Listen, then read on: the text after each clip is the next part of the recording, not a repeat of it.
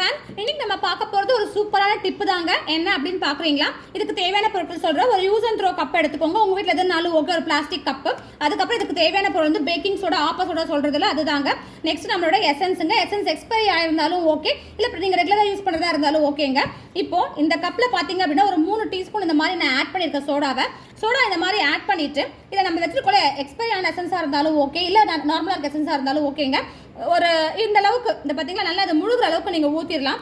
இதை ஊற்றிட்டு என்ன பண்ணணும் அப்படின்னா, நம்ம ஃப்ரிட்ஜ் இருக்குது பார்த்தீங்கன்னா, நம்ம ஃப்ரிட்ஜோட டோரில் வச்சுட்டிங்க அப்படின்னா ரொம்ப ப்ளசன்ட் ஸ்மெல்லாக இருக்கும். ஃப்ரிட்ஜில் வந்து அந்த ஸ்மெல் இல்லாமல் இது ரொம்ப நல்லா ஹைலைட் பண்ணி கொடுக்கும். நமக்கு ஃப்ரிட்ஜ் ரொம்ப ப்ளசண்ட்டாக இருக்குங்க.